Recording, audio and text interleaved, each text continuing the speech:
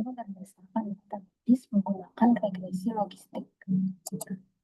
Latar belakangnya, penyakit jantung menjadi salah satu penyebab utama kematian di seluruh dunia.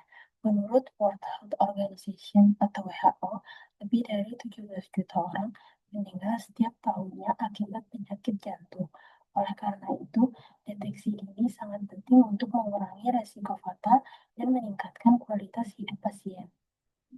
Dalam dunia medis modern, teknologi data mining memungkinkan penggunaan data klinis untuk memprediksi penyakit, termasuk penyakit jantung.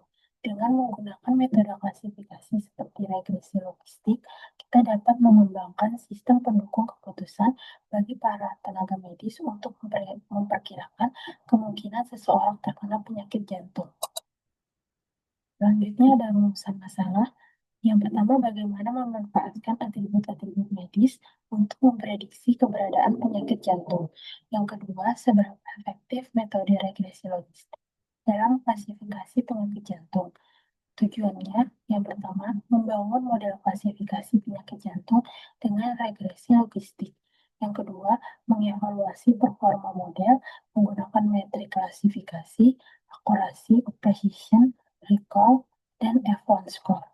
Yang ketiga, menyediakan interpretasi terhadap fitur yang mempengaruhi hasil prediksi. Selanjutnya, dataset dan deskripsi data. Sumbernya saya mengambil dari Kaggle.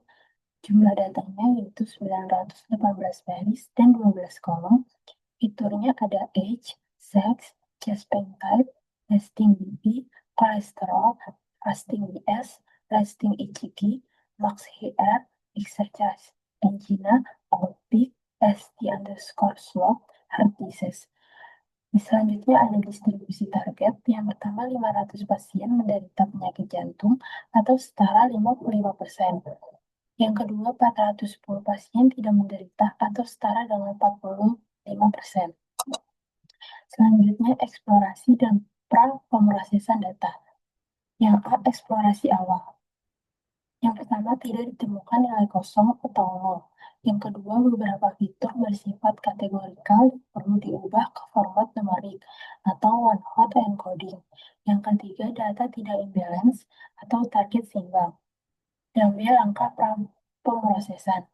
Yang pertama, encoding variabel kategorikal menggunakan one hot encoding untuk kolom seperti chest pain type, resting ECG, exercise angina, dan ST underscore slope. Yang kedua, normalisasi. Pada regresi logistik, normalisasi tidak wajib, namun dapat membantu jika ingin dibandingkan bobot antara fitur. Yang ketiga, pemisahan data. 80% data untuk pelatihan dan 20% untuk pengujian menggunakan train underscore test underscore spread. Selanjutnya ada metode lagi, data mining. Pemilihan metode. Saya memilih metode regresi logistik digunakan karena yang pertama cocok untuk klasifikasi biner, yang kedua memberikan interpretasi langsung terhadap kontribusi fitur atau koefisien, yang ketiga cepat dan efisien pada dataset berukuran kecil sampai menengah. Yang B, implementasi dengan Python. Library yang digunakan yaitu ada Pandas, NumPy untuk manipulasi data, scikit-learn untuk klasifikasi, dan evaluasi, Matplotlib, dan Seaborn untuk visualisasi. Selanjutnya ada hasil dan evaluasi model. Yang pertama, regresi logistik, akurasinya 87%, recall-nya 87%, output-nya 0,93.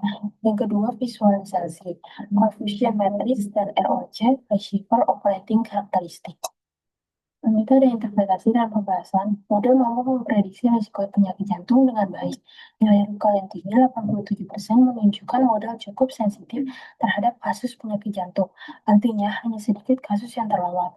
Fitur chest pain type, outpeak, dan exercise angina terbukti sangat berpengaruh terhadap hasil prediksi. Kelebihan regresi logistik yang pertama, interpretasi mudah dengan secara komputasi. Selanjutnya, namun, model ini mengasumsikan hubungan linear antara fitur dan logit output yang bisa menjadi keterbatasan. Selanjutnya ada kesimpulan dan saran. Kesimpulannya yang pertama, regresi logistik dapat digunakan sebagai modal dasar untuk klasifikasi penyakit jantung.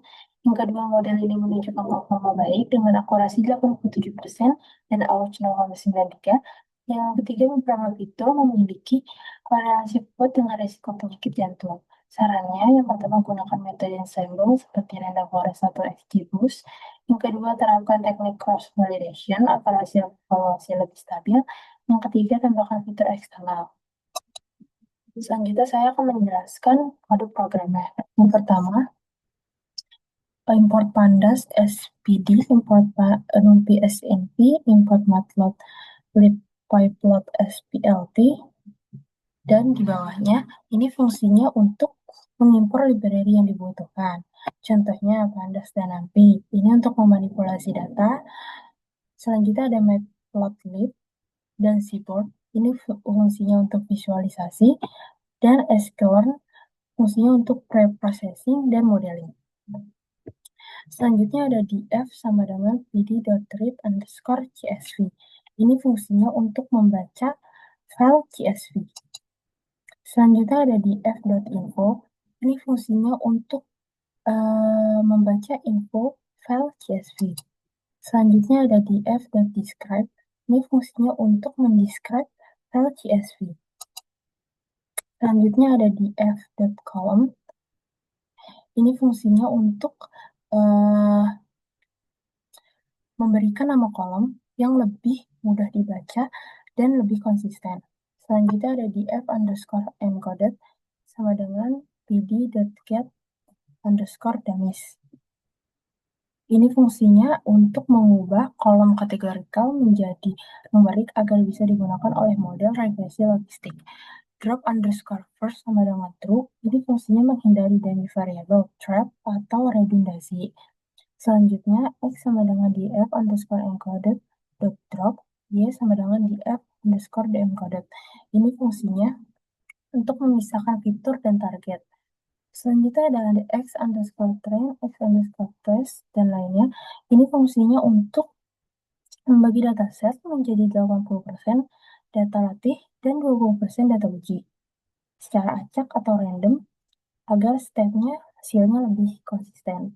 Selanjutnya ada scale sama dengan standar scalar, x_train_scale, x_test_scale. Ini fungsinya untuk mengubah skala fitur numerik agar model lebih stabil dan cepat konvergen.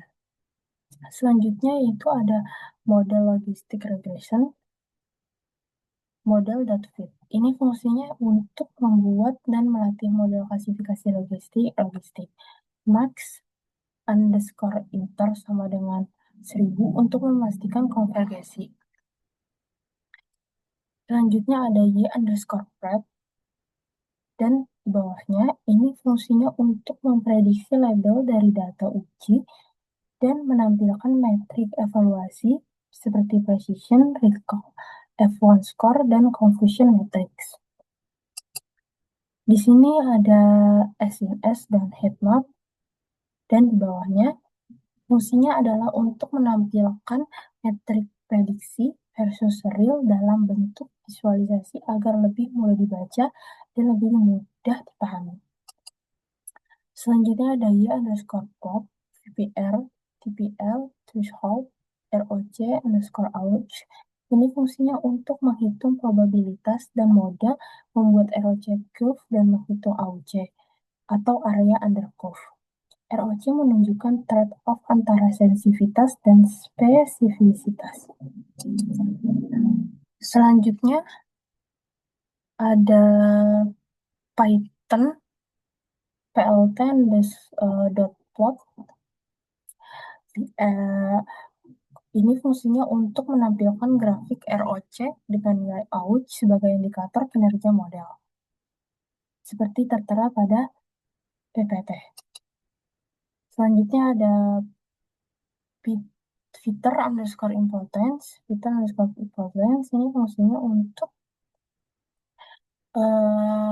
menunjukkan seberapa besar pengaruh setiap fitur terhadap prediksi model.